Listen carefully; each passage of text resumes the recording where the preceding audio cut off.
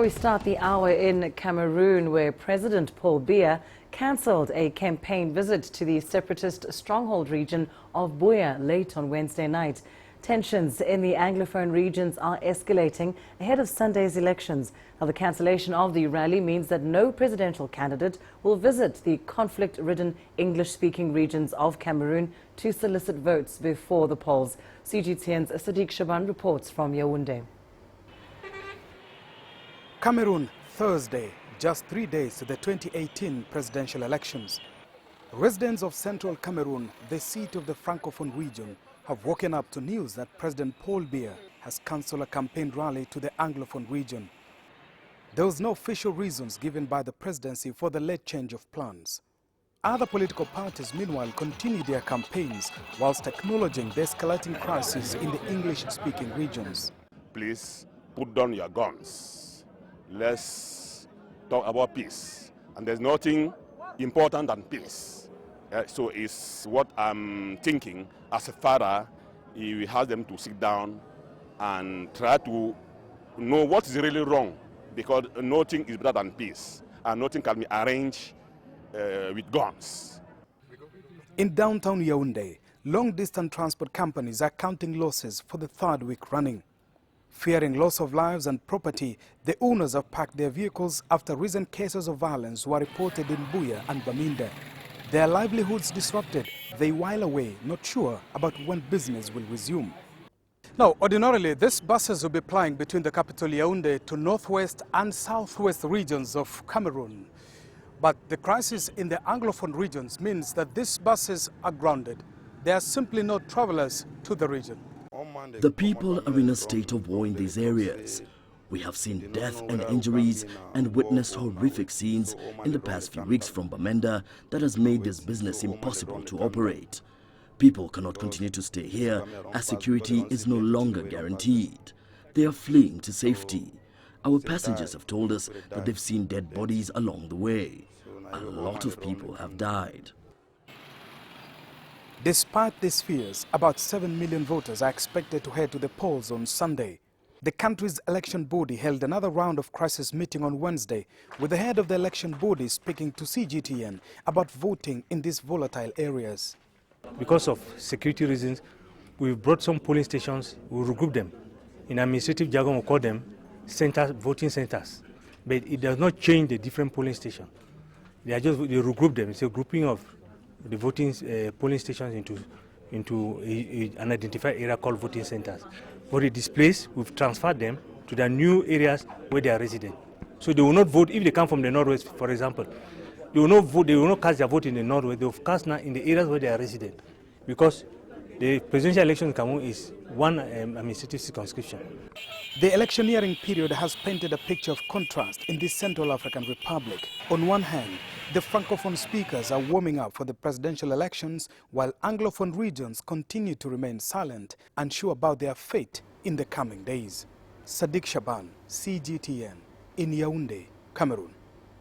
Well, Saddique joins us now live from the Cameroonian capital of Yaounde with more on these latest developments. Saddique, let's start with the reasons that the president has given for cancelling his trip to the troubled Anglophone region. What are they? Well, Lindy, we got the news this morning that President Paul Biya will no longer be proceeding to the town of Buya in the southwest region of Cameroon, and there's no reason that has been given so far. What we've heard this morning is that alternative arrangements are being made to ensure that rally by the ruling party goes on, and the former Prime Minister will now hold forte for the President. There has been no reason given by the presidency, as I mentioned.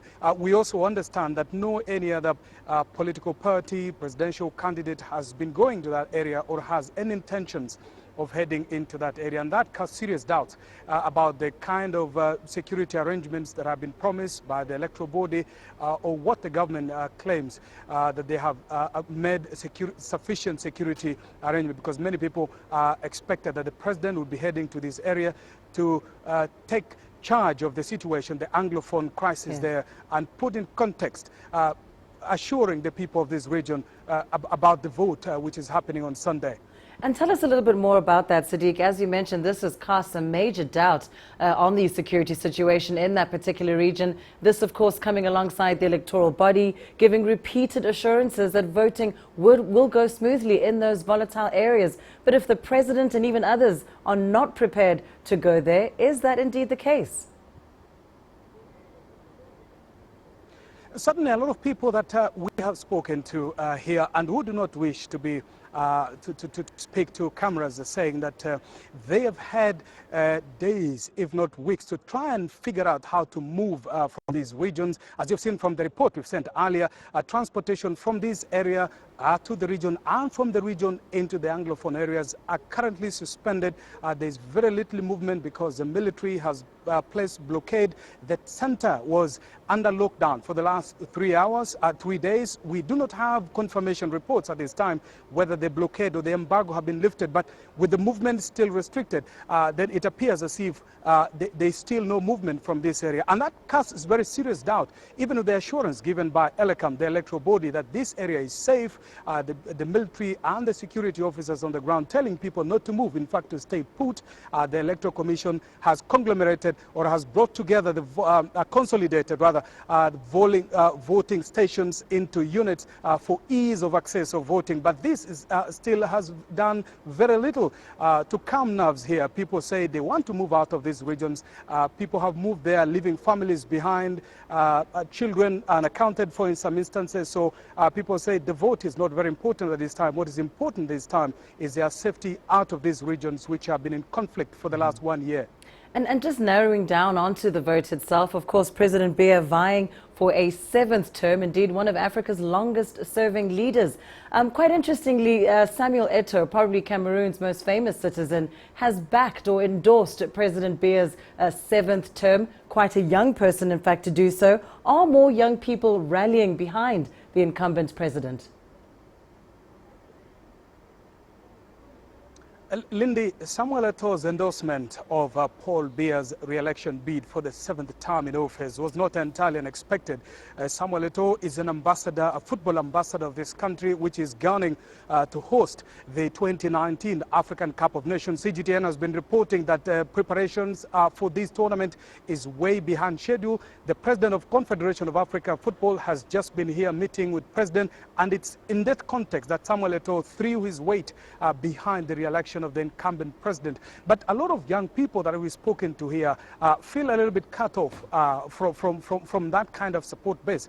They seem to get their energy and support from other candidates, particularly the opposition groups and others that are running for this election. It's the older demography that is pushing for the continuation of Paul Biya's term. A lot of young people say, look, we've known no any other president for the last 36 years. We want change in this country. We want to see what other opportunities may portend for this country. But the president says, look, I'm in charge. I have the most experience among my running mates, and I'm the right person to lead Cameroon for the next 7 years. So it's quite divided. But a lot of young people perhaps may have their say on Sunday.